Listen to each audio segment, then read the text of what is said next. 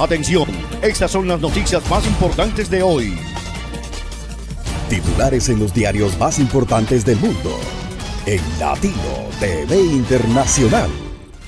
Hola, ¿qué tal? Cordiales saludos para todos nuestros televidentes que día a día están allí apoyándonos. Hoy arrancamos con noticias de Venezuela y Colombia, entregándoles toda la información de actualidad y los acontecimientos más resaltantes del mundo. Empecemos. Atención, noticias de última hora, hoy Venezuela. Atención, tenemos un titular muy importante en las últimas horas, lo revela la DEA. El gobierno de los Estados Unidos está encima de Nicolás Maduro y este sería el plan de Iván Márquez y Santrich con Nicolás Maduro para llevar sustancias ilegales desde Venezuela hasta el cartel de Jalisco. Ok amigos, resulta que la DEA de los Estados Unidos está encima de Nicolás Maduro y conoce cada uno de sus movimientos, ya lo tienen ubicados y ellos no creen. Todos esos grupos irregulares que se encuentran en la frontera con Venezuela realizando ese tipo de negocios con Nicolás Maduro, ya la DEA de los Estados Unidos junto con la Marina que se encuentra en Colombia, en ese momento ya los tienen ubicados y este sería el plan que tenía para llegar esas sustancias a Jalisco. Nicolás Maduro está desesperado por buscar dinero, está desesperado porque en Venezuela no hay gasolina, hay petróleo pero no hay gasolina. Nicolás Maduro se vio obligado a trazar negociaciones con esa gente, con esos grupos irregulares que vienen desde Colombia hacia Venezuela, el cual el régimen de Nicolás Maduro lo hace todo por realizar negociaciones a cambio de protección, a cambio de seguridad. Así que mis amigos, atención a ese titular del día de hoy, hoy Venezuela. Por eso es que la FARC está de muy mal humor, ya que esos grupos irregulares que vienen desde Colombia pues no generan mucha empatía a la FARC, pues están los altos mandos y están muy desilusionados por toda esta situación que está sucediendo. Así que mis queridos amigos, hagan todas sus opiniones en la zona de comentarios. Última hora en Latino TV Internacional.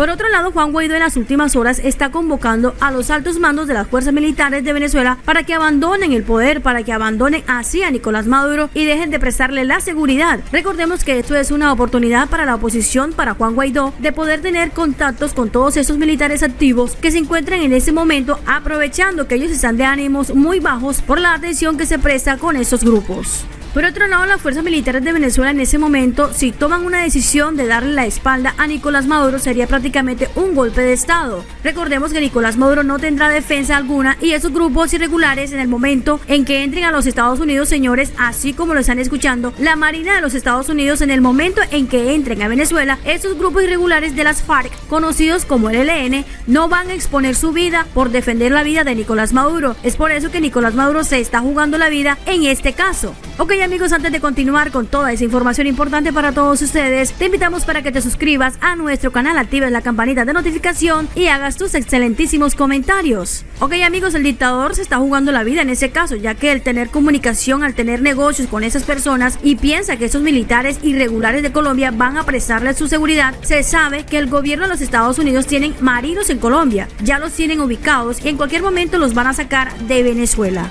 Ok amigos, antes de continuar con ese importante titular, te invitamos a que te suscribas, actives la campanita y compartas este video. Resulta, señoras y señores, como les venía diciendo, ya los tienen ubicados y en cualquier momento los van a sacar de Venezuela. Es allí donde las Fuerzas Armadas juegan un papel importante para retirarle la seguridad al dictador de Nicolás Maduro y es allí donde entra el presidente interino de Venezuela, Juan Guaidó, para trabajar en ese proceso. Ok amigos, eso es un punto que tiene Nicolás Maduro. En cuanto a la seguridad de Venezuela, todo el régimen de Nicolás Maduro está volcado a estos grupos irregulares para que le presten seguridad. No solamente eso, sino que tienen negocios ilegales que están haciendo con mexicanos para mandar ese tipo de químicos hacia el extranjero para mirar cómo se financia, ya que en estos momentos pues en Venezuela no hay nada realmente porque todo lo ha acabado ese señor Nicolás Maduro. Por otro lado, señores, les comentamos que Nicolás Maduro ha cedido terreno a Irán, China y Rusia en Venezuela, colocando grandes negocios, grandes superficies de negocios, de tal manera que este señor Nicolás Maduro ha vendido a Venezuela cada día que pasa por partes. Eso hace que se activen las Naciones Unidas y puedan activar el código del TIAR para que puedan ingresar a sacar a Nicolás Maduro de alguna manera. Ok, mis queridos amigos, esta situación no puede seguir. El solo hecho de albergar esos grupos irregulares en Venezuela es una amenaza contra el continente latinoamericano, por eso pueden hacer uso de ellos. Mi pregunta es, mis queridos amigos, ¿hasta cuándo ese señor Nicolás Maduro seguirá con sus atropellos y arbitrariedades contra el país caribeño? No sé qué está esperando las Naciones Unidas para que activen el código TIAR, para que ingresen de inmediato a sacar de una buena vez al dictador Nicolás Maduro. Continuamos con más noticias de Venezuela y el mundo. Ok amigos, y en otras noticias, hoy Colombia empezaremos con este gran titular del día de hoy. Esto acaba de pasar en Colombia y Venezuela hace tan solo unos momentos. El gobierno colombiano anunció la creación de un estatuto temporal de protección para migrantes venezolanos que según algunos cálculos podrían llegar a beneficiar a más de 2 millones de personas de Venezuela. Así es, mis queridos amigos, 2 millones. Es decirle con mucha calidez al pueblo venezolano que nuestra política migratoria es de brazos abiertos. Primero entendiendo por qué ellos están huyendo de una persecución dictatorial. El anuncio se dio tras una reunión del presidente colombiano Iván Duque con el alto comisionado de las Naciones Unidas para los Refugiados, tipo France. Pero ¿qué significa? Es bueno si no eres de Colombia o Venezuela, tal vez no sepas esto, pero desde hace un par de años los venezolanos han tenido que escapar de su país. Sí, escapar. Y la verdad de la cantidad de venezolanos que se ha ido es realmente brutal. Se calcula que en el año 2016 a la fecha más de 5 millones de venezolanos han tenido que dejar su país. Para que te des cuenta de cuánto significa todo eso, más o menos en promedio de uno de cada 6 venezolanos han dejado Venezuela. Es por eso que en la actualidad, según ACNUR, que es la agencia de la ONU para los refugiados, los venezolanos son uno de los grupos de población desplazados más grandes del mundo, que hace igual que los refugiados de Siria. La diferencia es que en Siria se está viendo una guerra civil, en cambio en Venezuela hay una crisis en todo sentido. Y eso no lo digo yo, esto ha sido comprobado por especialistas, ya que hay una crisis política que ha traído una crisis económica, una crisis de salud, crisis de violencia y una crisis de migrantes, ya que realmente por la situación los venezolanos han tenido que escapar de su país. Ahora bien, si había problemas con Chávez, quien fue presidente de Venezuela hasta su muerte hace unos años, el cual llevaba un gobierno militar. Ahora la situación se ha vuelto insostenible con ese señor Nicolás Maduro. Ahora bien, Maduro culpa a la crisis, es culpa de los demás gobiernos, sobre todo Estados Unidos, quien lo bloquea. Por otra parte, los otros gobiernos acusan que Maduro es un dictador. Diálogo con un dictador que lo que está es cometiendo crímenes sistemáticos todos los días, yo creo que no ha producido ningún resultado hasta ahora. Lo que debe buscar la comunidad internacional es que el dictador salga del poder y que se haga una transición para que los venezolanos puedan recuperar sus libertades. Ok mis amigos, pero ya sea por una razón o sea por otra, realmente quien sufre es el pueblo venezolano, ya que si se tienen que ir de su país es porque no les queda de otra. Piénsalo muy bien, si tú estás cómodo en un lugar, no te vas a ir, sobre todo si estás muy cómodo en tu casa, si es tu hogar y si son tus raíces. Y si te vas es porque algo no está saliendo bien. Y bueno mis queridos amigos, eso es lo que le está pasando a muchísimos venezolanos, incluso a 1 de cada 6, algo realmente terrible. Ahora bien, muchos países han recibido venezolanos, pero el país que más lo ha hecho es Colombia, lo cual ha generado también la problemática en las naciones, ya que muchos colombianos están de acuerdo con recibir a los venezolanos, pero otros en cambio no lo están, y cada quien define sus razones. Lo que sí es que también la situación para Colombia no es nada fácil, porque se calcula que podría haber hasta 2 millones de venezolanos que han llegado a ese país, aunque la cifra oficial por el momento es de 1.729.000 venezolanos. Sí, para que te des cuenta una idea de cuánta es esa gente. Bueno, te pongo esa comparación, hay más venezolanos en Colombia que toda la gente que vive en un país como Trinidad y Tobago. Sí, algo que raya lo absurdo. Es por eso que es tan importante la noticia que el gobierno de Colombia haya creado el Estatuto Temporal de Protección para Migrantes Venezolanos. Ya de esa manera los venezolanos podrán regularizarse un poco en Colombia. Según el comunicado, el plan tendrá una vigencia de 10 años y permitirá básicamente que los migrantes venezolanos pasen de un régimen de protección temporal a un régimen migratorio ordinario. Los migrantes venezolanos que se acojan a ese beneficio podrán estar de manera regular en Colombia por 10 años y luego de esto tener una visa como residente de ese país. Eso fue un beneficio tanto para Colombia, tanto para los venezolanos que están ahí, y es que de esa manera tanto el gobierno colombiano como los venezolanos tienen derechos y obligaciones. De esa manera los refugiados venezolanos pueden acceder por fin a servicios básicos, algo que nos van a beneficiar bastante, pero por otra parte tendrán que pagar impuestos, lo cual va a ayudar con la economía de Colombia, que no les puede dar beneficios simplemente porque sí, que como sabemos nunca hay dinero que alcance, pero a la vez tendrán que contribuir en el país de manera económica. Ahora bien, tanto el gobierno de Colombia como el de Venezuela se encuentran enfrentados. El presidente de Colombia asegura que Nicolás Maduro es un dictador, pero por otra parte Nicolás Maduro se defiende asegurando que el presidente de Colombia ha creado terribles planes para perjudicar mucho a Venezuela, incluso terminar con su vida. Que deje de conspirar para asesinarme y asesinar a dirigentes de la Revolución Bolivariana. Esa es la verdad. Iván Duque es un tipo obsesionado en su odio contra Venezuela, obsesionado. Porque eso es lo que siempre ha querido el dictador. El dictador ha querido crear el demonio de una intervención militar para valerse de ese argumento y perpetuarse en el poder. Ok, mis amigos, y como ustedes saben, mi trabajo es informal y por eso no voy a decir quién está bien o quién está mal. Aún así, muy personal, se me hace muy triste que desde el año 2018 cada día 5.000 venezolanos tengan que abandonar su país a causa de una crisis humanitaria que existe. Sí, 5.000 venezolanos escapan desde 2018 cada día de Venezuela. Es por eso que desde aquí, mis queridos amigos, un abrazo al pueblo venezolano, quienes en los últimos años se han visto envueltos en una gran crisis, a tal grado que una sexta parte de venezolanos en los últimos años han tenido que escapar de Venezuela.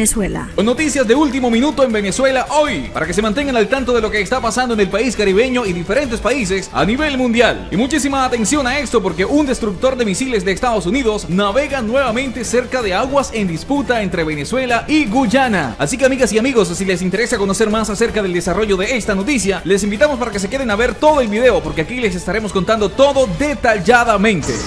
Comenzamos con las noticias más importantes del día. Información 24 horas. Mucha atención, porque un destructor de misiles guiados de Estados Unidos realiza operaciones que son rutinarias en líneas marítimas venezolanas. Esto lo hacen cada cierto tiempo para llamar lo que ellos le dicen la libertad de las fronteras marítimas. El buque de la Armada de los Estados Unidos navegó por un área reclamada por Nicolás Maduro desde hace semanas atrás en una operación de libertad de navegación, lo que marca el más reciente y primer movimiento de Washington para desafiar los reclamos marítimos del régimen de Maduro sobre Guyana y otras aguas en disputa desde que inició la administración de Joe Biden. La Marina de los Estados Unidos dijo que el destructor está afirmando y afinando los derechos y las libertades de conformidad con el derecho internacional. Recordemos que Nicolás Maduro reclama soberanía sobre un área que actualmente por leyes internacionales pertenece a Guyana y lo hizo de manera unilateral. Fue él mismo quien movió la frontera marítima y ahora dice que ese lugar forma parte de su territorio y ya ha amenazado con detener a todo barco que pase por ahí, incluso si son barcos de Estados Unidos que trabajan con ExxonMobil y otras petroleras en esa área. Y muchísima atención, porque estas son las últimas noticias de lo que pasa en Venezuela hoy. Pero, señoras y señores, Nicolás Maduro se está contradiciendo en las cosas que dice y las que hace, porque recientemente dijo que ahora quiere diálogo, que el asunto ahora debe resolverse con diplomacia. Pero él ya fue advertido por los Estados Unidos de que no puede estar tocando ningún buque norteamericano ni guyanés, tal y como lo hizo hace semanas atrás cuando detuvo a unos barcos pesqueros de Guyana que navegaban en aguas que legalmente, como ya lo dijimos, pertenecen a Guyana. Detuvo a los barcos y a toda su tripulación. Los extensos reclamos marítimos y territoriales de Maduro en lugares llenos de recursos minerales y ricos se han convertido en un tema muy candente. Estados Unidos y Venezuela mantienen una relación cada vez de mayor tensión y relatividad. Biden ha sido puesto al tanto de todos esos asuntos, por lo que Washington ha denunciado lo que llamó intentos de Maduro de intimidar a sus vecinos de Guyana, incluyendo ahora a Colombia, ya que hace poco ha lanzado expresiones de amenaza contra ese país. Para Maduro, todo esto es un plan de Estados Unidos para fomentar el malestar en la región e interferir en lo que él considera asuntos internos. Pero ya es tarde. Colombia prepara una inminente acción militar junto a sus aliados de Estados Unidos, y el paso del barco estadounidense por esas aguas en disputa sigue a un ejercicio para liberar y dejar claro que el territorio que Nicolás Maduro dice ser de Venezuela no lo es. Esta es la tercera vez en menos de 6 meses que se realiza este tipo de operación, y que generalmente los Estados Unidos lo hacen en muchas partes del mundo, pero sobre todo en aquellos países autoritarios que quieren apoderarse de algo más de la frontera marítima o territorial. Después del aumento de observación hecho durante la administración de Donald Trump, Nicolás Maduro tendrá que enfrentar todo lo que la administración de Biden llevará a cabo con la información que obtuvieron durante más de 4 años de la administración pasada. Pero nos gustaría conocer sus opiniones al respecto. ¿Estará Biden pensando seriamente en desatar un conflicto en esas aguas en disputa y de esta manera quizás tener la excusa perfecta para sacar a Nicolás Maduro del poder? Nos gustaría que nos dejen sus opiniones en la sección de comentarios, ya que sus opiniones son muy importantes para nosotros y nos ayudan a ver las cosas desde diferentes puntos de vista. Vamos a continuar con mucha más información de lo que está pasando en el mundo. Noticias de último minuto, no solamente en Venezuela, sino también noticias de Estados Unidos e Irán hoy. Y presten mucho oído a esto, porque la administración de Biden está lista para reunirse con Irán. Washington acogió una propuesta de la Unión Europea para convocar convocar conversaciones con todos los países que formaron parte del acuerdo nuclear con Irán de 2015. El gobierno de Estados Unidos señaló recientemente que está dispuesto a reunirse con Irán, lo que abre la puerta a nuevas negociaciones en uno de los temas más espinosos que enfrenta la administración del demócrata Joe Biden. Horas después de que el jefe de la diplomacia estadounidense Antony Blinken hablara con sus homólogos europeos, Washington acogió la propuesta de convocar conversaciones con todos los países que formaron parte del acuerdo nuclear con Irán de 2015. El director de la política exterior de la Unión Europea, Enrique Mora, propuso después a través de Twitter una reunión informal de todos los participantes, afirmando que el acuerdo nuclear se encontraba en un momento crítico antes de que se cumpla el plazo para que Irán restrinja algunas inspecciones nucleares de la ONU. Estados Unidos aceptaría una invitación del alto representante de la Unión Europea para asistir a una reunión del P5+1, el cual involucra a Washington, Rusia, China, Reino Unido, Francia y Alemania, e Irán, para discutir una vía diplomática sobre el programa nuclear iraní, dijo el portavoz del Departamento de Estado Ned Price. Durante su mandato, Donald Trump retiró a Estados Unidos del acuerdo nuclear y en su lugar impuso amplias sanciones para acorralar a Irán. Pero el nuevo presidente estadounidense Joe Biden apoya la vuelta a la diplomacia, argumentando que el acuerdo de 2015 fue eficaz para reducir el programa nuclear de Teherán. Aunque no está claro si la Casa Blanca simplemente intentará volver a los términos del acuerdo original o buscará iniciar negociaciones para firmar uno nuevo. Cabe señalar que las relaciones entre Teherán y Washington se habían estancado en los primeros días del gobierno Biden por un desacuerdo sobre quién debe actuar primero, si Estados Unidos debe comenzar a levantar las sanciones o si Irán debe demostrar primero su intención de no buscar la creación de un arma nuclear. Esto se complicó aún más con un ataque a una base estadounidense cerca de Erbil en Irak, registrado recientemente. Funcionarios estadounidenses y kurdos atribuyeron en privado su autoría a Irán. No obstante, ningún miembro de la administración había culpado abiertamente a Teherán por el ataque reciente. Esto refleja una ruptura con respecto a años anteriores en los que se atribuía inmediatamente la responsabilidad al régimen iraní.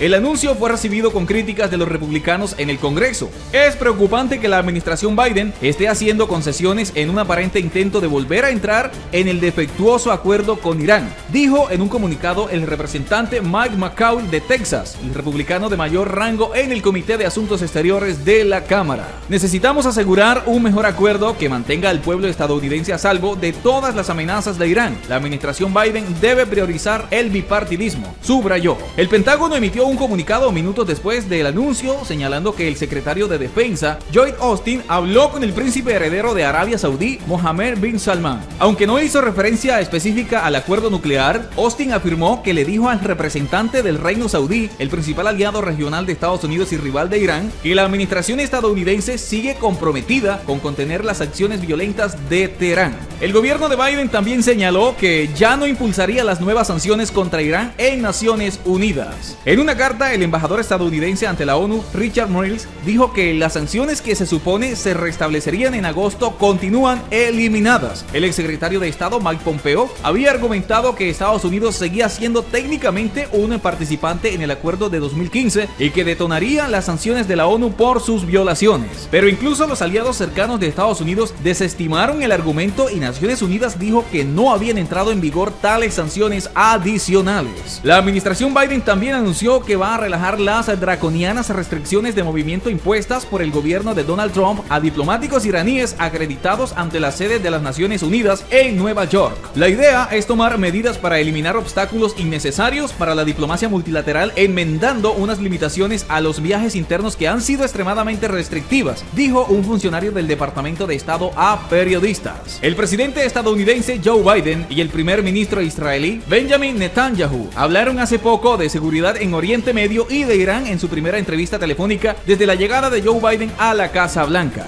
La tardanza de Biden a la hora de contactar con el primer ministro israelí, que mantenía una buena relación con su antecesor Donald Trump, suscitó críticas de la prensa israelí y de varios congresistas republicanos en Washington. La conversación fue cálida, amistosa y duró alrededor de una hora, indicó el primer ministro de Israel en en Twitter, precisando que los dos dirigentes habían abordado asuntos como los acuerdos de paz en Oriente Medio, la amenaza iraní y la gestión de la pandemia de COVID-19. Fue una buena conversación, resumió por su parte Biden en el despacho Oval. Los dos dirigentes destacaron la importancia de mantener consultas estrechas sobre los asuntos de seguridad regional, especialmente Irán, indicó la Casa Blanca, sin mencionar el espinoso acuerdo sobre el programa nuclear de Teherán. Biden reafirmó el apoyo de Estados Unidos a la reciente normalización de las relaciones entre Israel y varios países del mundo árabe. Emiratos Árabes anunció en agosto el restablecimiento de sus relaciones con el país hebreo, una decisión que imitaron después Bahrein, Sudán y Marruecos. Pero con el cambio de administración en la Casa Blanca, los analistas se preguntaban si Estados Unidos seguirá impulsando a otros países de la región para entablar el mismo proceso. Uno de los países clave considerado un posible candidato a la normalización es Arabia Saudita. El gobierno de Biden anunció recientemente su intención de reevaluar sus relaciones con Riad y de cambiar de interlocutor principal, pasando del príncipe heredero Mohammed bin Salman, preferido por el ejecutivo de Trump, al rey Salman.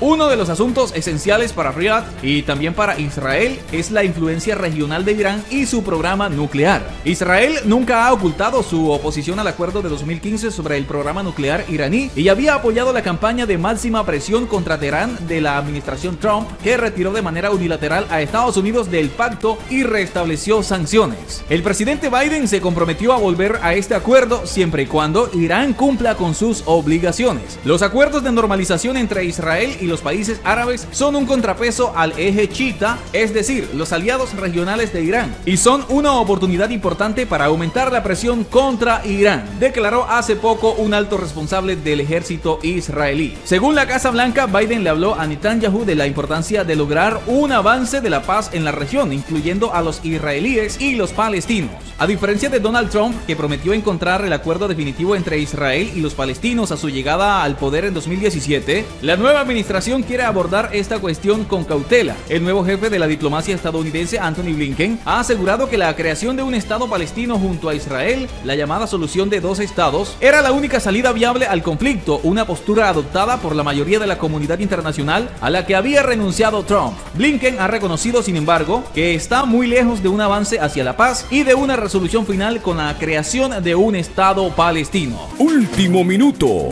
Ese sería el plan de Iván Márquez y Jesús Santrich para llevar drogas desde Venezuela hasta el cártel de Jalisco. Hace un mes, aviones de combate de la Fuerza Aérea Colombiana interceptaron y obligaron a aterrizar en el país una aeronave procedente de Venezuela. Fue forzado a tomar tierra en Puerto Carreño, capital del departamento fronterizo de Vichada. Las autoridades aeronáuticas aseguraron que el avión no volaba sobre una aerovía ni tenía plan de vuelo, lo cual ponía en riesgo la seguridad de otras aeronaves civiles en el área, lo que se considera una violación a la soberanía, por lo que calificaron la aeronave de sospechosa. En principio, en coordinación con la Policía Nacional, se dio captura a los dos tripulantes de nacionalidad brasileña, mientras que la aeronave fue inmovilizada y puesta a disposición de la Fiscalía General de la Nación. Posteriormente, fuentes oficiales aseguraron que la avioneta era usada para abastecer de droga a uno de los carteles mexicanos, de acuerdo con lo revelado. Eso sería uno de los modus operandi de los excomandantes guerrilleros Iván Márquez, Jesús Santrich, El Paisa y Romaña para traficar estupefacientes desde Venezuela hacia México. La interceptación de la aeronave y de los tripulantes se presentó cuando estaba volando por el espacio aéreo colombiano, debido a que la Policía Antinarcóticos de Colombia llevaba varios meses investigando cargamentos de cocaína que llegaban desde la frontera con Venezuela. Según la información revelada, Márquez y Santrich estarían contratando pilotos brasileños para volar aeronaves desde una zona clandestina de Brasil hasta el estado Apure, en Venezuela, donde cargan las avionetas con droga. Luego, las aeronaves despegan con destino a México,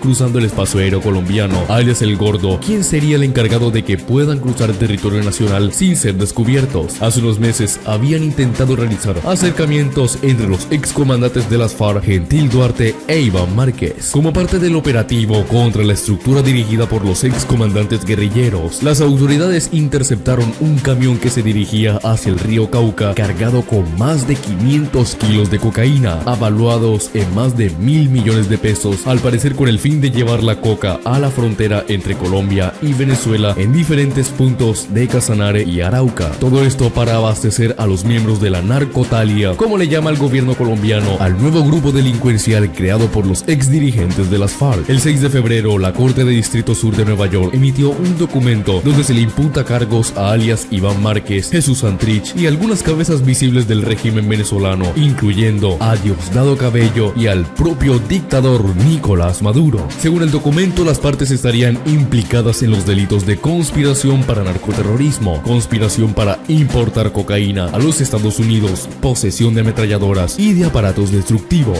Tras abandonar el proceso de paz, algunos excomandantes guerrilleros crearon lo que llamaron la Segunda Marquetalia y, según el medio de investigación, estos hombres se refugian en esos territorios fronterizos entre Colombia y Venezuela. En un primer video publicado por el grupo disidente el 29 de agosto del 2019, se vieron presentes peligrosos y cruciales miembros de la extinta guerrilla Márquez y Santrich junto a Hernán Darío Velázquez, alias El Paisa, y Henry Castellanos Garzón, alias Romaña. Por otro lado, la revista Semana, en el mes pasado, reveló fotografías que prueban la presencia de los disidentes de la FARC en el país caribeño. La imagen muestra los campamentos, el armamento usado, las camionetas de alta gama y hasta la avioneta de matrícula venezolana empleada para transportarse y traficar cocaína. La aeronave de las disidencias no cuenta con restricción alguna en el espacio aéreo de Venezuela. Los aterrizajes y despegues se llevarían a cabo en al menos 10 pistas clandestinas, pero la revista Semana afirma que el avión ligero cuenta con permiso para aterrizar en cualquier puente aéreo. De acuerdo con el medio, serían 36 estructuras que acumulan 4.927 hombres al servicio de las disidencias, según cifras de mediados del 2020. Por lo tanto, el poderío de Márquez, Gentil Duarte y sus aliados pudo haber crecido en más de 6 meses transcurridos.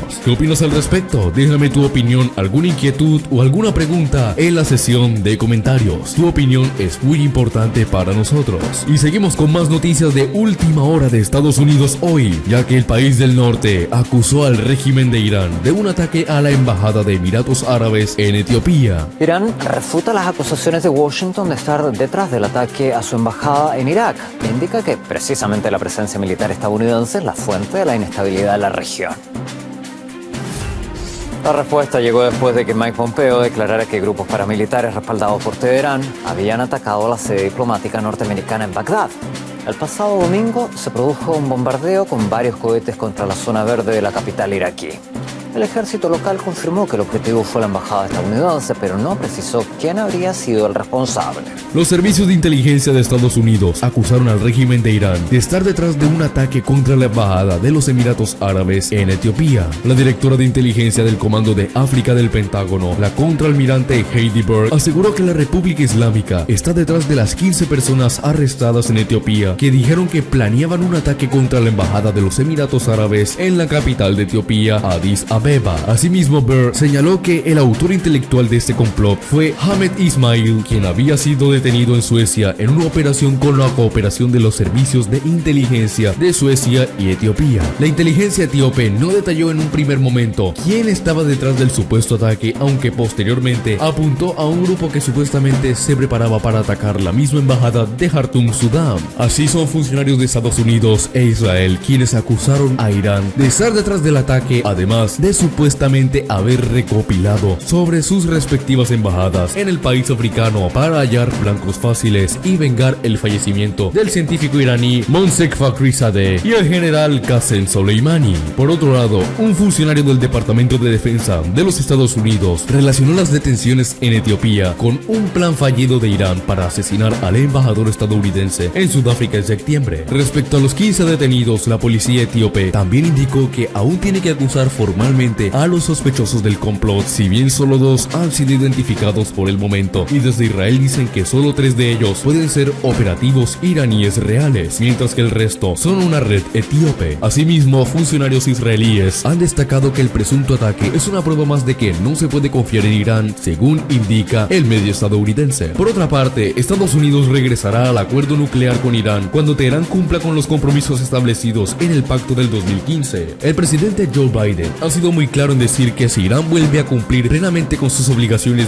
bajo el JCPOA de Estados Unidos, haría lo mismo. Son varios los aspectos que Irán está incumpliendo y tomaría algún tiempo, si toma la decisión de hacerlo, volver a cumplir los compromisos, además del tiempo para que evaluemos si efectivamente es así. El expresidente Donald Trump salió del acuerdo nuclear en 2015 que había sido negociado por el gobierno del expresidente Barack Obama y en su lugar impuso duras sanciones contra la República Islámica. En respuesta, Irán redujo su cumplimiento del acuerdo conocido formalmente como el Plan de Acción Integral Conjunto, en virtud del cual se le había prometido un alivio económico para las principales restricciones de su controvertido programa nuclear. El flamante secretario de Estado ya había expresado que la administración de Joe Biden consideraba que el mundo era más seguro con el acuerdo nuclear con la República Islámica, del que Trump retiró a Estados Unidos en el año 2018. Y mucha atención, noticia de última hora: un cohete impactó contra el complejo militar que alberga tropas de Estados Unidos en el norte de Irak. Un muerto y al menos 8 heridos. Al menos 3 cohetes fueron lanzados contra el aeropuerto de Erbil en el norte de Irak, y uno de ellos impactó en un complejo militar donde se encuentran soldados de la coalición liderada por Estados Unidos, informaron 2 fuentes de seguridad. El hecho dejó a un contratista civil extranjero muerto e hirió